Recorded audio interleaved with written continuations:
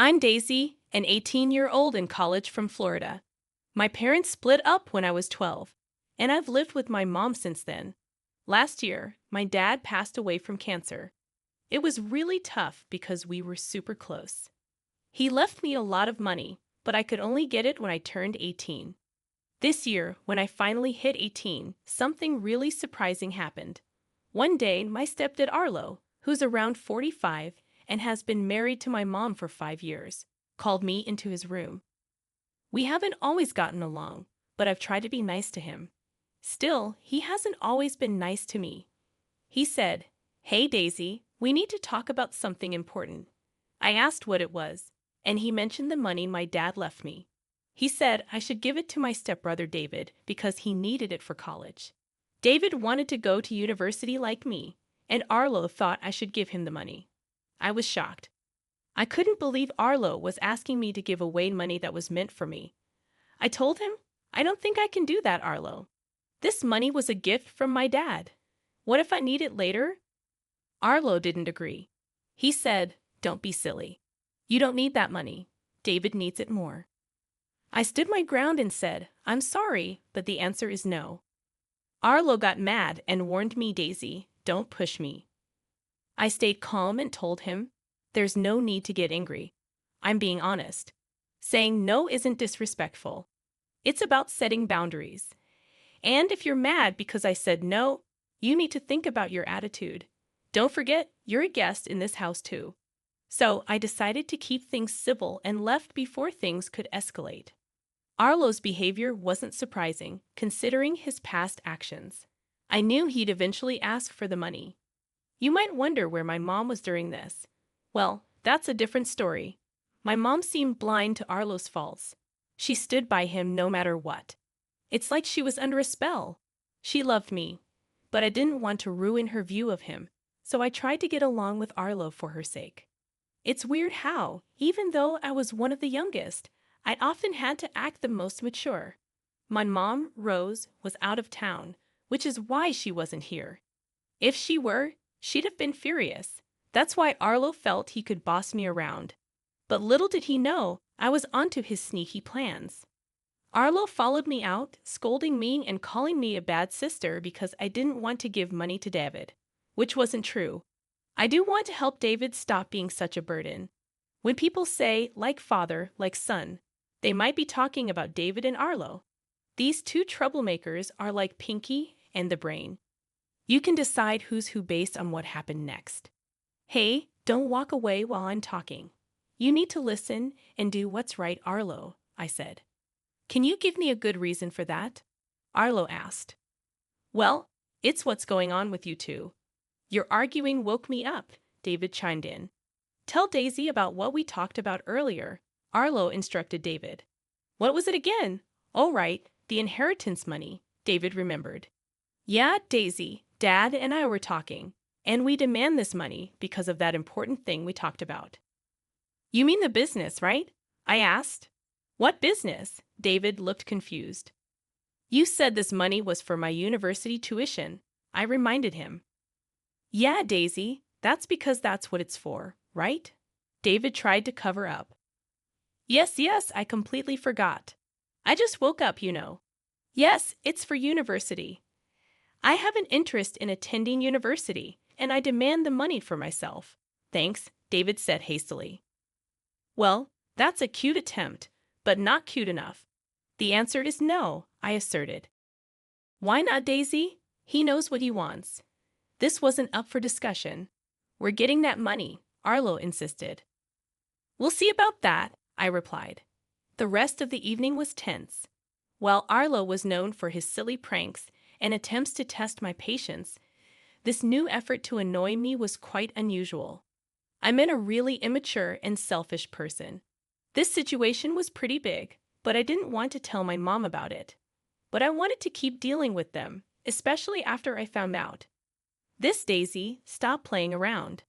You need to be a grown-up and do the right thing, Arlo said. Huh? And the right thing is giving away my money. Are you okay, Arlo? I questioned. Just wait until I tell Mom, I threatened. Don't tell Rose anything, Arlo commanded. Why not? She's my mom. She deserves to know how I'm being treated, I argued. You think she cares? Listen, I'm just trying to help you. If you bring this up to her, she'll get upset at you for wasting her time and being selfish, Arlo warned. Well, Arlo, that's a risk I'm willing to take. I'm warning you. Don't tell your mother, he said angrily. His tone surprised me. I had never seen him so worked up, especially over something like this. Something was going on, especially with that business idea David let slip. They think I'm not smart enough to catch on, and Arlo is acting strongly against me talking to my mom about it. I talked to my mom as soon as I could. Hey, Mom, how are you doing? I asked. I'm good, baby. How about you? She replied. Not very well, Mom. Something's off with Arlo and David, especially Arlo. He's acting weirder than usual, I confessed. Oh, Daisy, don't be paranoid. I know you don't really like him, but he's not weird, she reassured me. Mom, he asked me for the inheritance money, I revealed. What, really? Actually, he demanded to get the money, both him and David, I clarified. That's not true. He wouldn't do that. I know you love him, Mom, for whatever reason, but this is true. He said it's for David's education, but I think something fishy is going on. He even got pretty aggressive when I told him I'd tell you. What he said to me, I don't know, baby. I just feel like I need more proof, she hesitated. Don't worry, I'll get all the proof. Just wait and see, I promised. Even though my mom wasn't ready to fully believe me yet, I kept telling her that man put a spell on her. I was still determined to figure out this strange behavior. Late at night, I used the family computer and found something shocking. Luckily, it seemed Arlo forgot to log out of his email. That was a big mistake. I saw something very concerning. Arlo had been sending emails to a lady named Bella. These emails weren't nice at all. It looked like he was having an affair.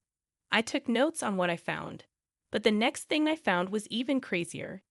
The emails talked about Arlo divorcing my mom and running away with her.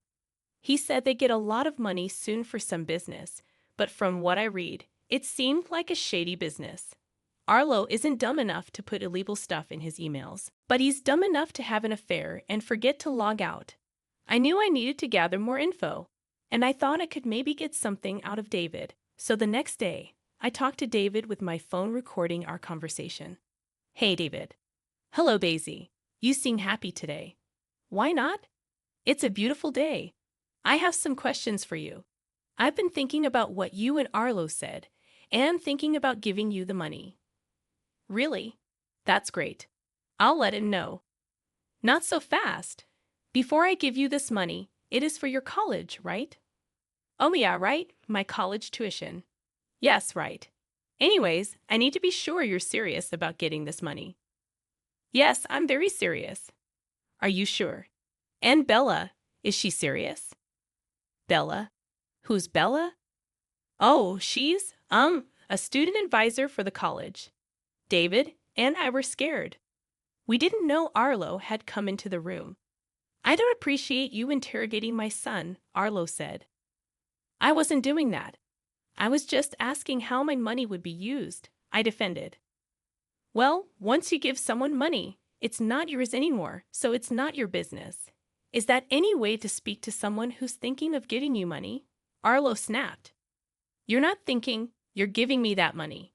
If you don't, I'll kick you out, Arlo threatened. I was shocked, and it seemed like David was too. Dad, this wasn't part off. Shut up. I'm the parent, and I make the rules. If you don't give me that inheritance money, you can leave. I decided not to say anything. Little did Arlo know, I was still recording this conversation. I had caught him in the act. I walked out of the room, shooting Arlo an angry look, and locked myself in my room. I started collecting all the evidence I could find against him. It felt like those detectives on TV who gather clues and put them up on their walls. I had voice recordings and screenshots of Arlo's conversations with Bella. I prepared myself for the upcoming storm. After I had everything, I called my mom. Hello, Mom. Hey, love. How are you? Mom, are you sitting down? Why? What's wrong? I'm afraid I have some really bad news to share, and you won't like it. I began telling my mom everything I had discovered. She kept denying it until I made her listen to the audio recording I had made earlier. At that point, she started to crumble. Why would he say those things to you? Why would he do that to me? Why would he be so cruel? Because he's a bad man, I'm sorry to say it. But you married a monster. This is just terrible. I can't believe I left you alone with those two sickos. Absolutely not. I'm coming home right now. You stay where you are. Have you locked your door? Yes, ma'am. I'm going to ruin that man and make sure he never shows his face in public again. When I'm done with him, he'll wish he never married me. That's the spirit, Mom. Now, hurry up and get home. We need to make a plan. My mom arrived several hours later and came straight to my room. We hugged and cried for what felt like hours. I could tell that this news was tough to hear, but I was glad she was in the angry stage because it motivated her to take action. We talked for hours, and by the end, we had a plan. Several days passed, and Arlo couldn't figure out why my mom had come home early from her work trip and why she was ignoring him. He acted very happy, almost too happy, to convince her of his innocence. However, she saw through his act and was ready to kick him out. My mom decided to hire a private investigator after I showed her the suspicious messages about his supposed business. She also felt strongly that the money wasn't going to be used for legal purposes. This made her furious because she couldn't understand how a parent could be so cruel and scheming. She knew we couldn't handle this situation on our own. The private investigator shared the findings with my mom, who then told me I'm speechless. What did the investigator find? Well, it turns out he's planning to use a laundromat for money laundering. It's an old trick. Wow, that's not all, is it? No, it's not. This woman Bella, whom he's cheating on me with, has a criminal record for drug-related activities. She's been arrested multiple times for conspiracy to sell illegal substances. So it wouldn't be surprising if their business involves drugs too. That's unbelievable. I would have never expected this. I feel like a veil has been lifted from my eyes. Now I can see that the man I married isn't a man at all but a sick and twisted person. When are we going to confront him, Mom? Right now. Follow my lead. Wait, let me get my camera. We went to the living room and found David and Arlo discussing their shady business. And then we'll have to use this as a cover for our business. It's all going to be hidden. Just act like you don't know and serve the customers, okay? Oh, hey, everyone. We're just finalizing stuff for David's college application, Arlo said. Cut the act, Arlo. The game is up. We know everything, I interjected. What do you mean? Your innocent act won't work anymore. Smile for the camera, my mom added, holding up her phone. Get that out of my face, you spoiled brat. I mean Daisy. We know everything, Arlo.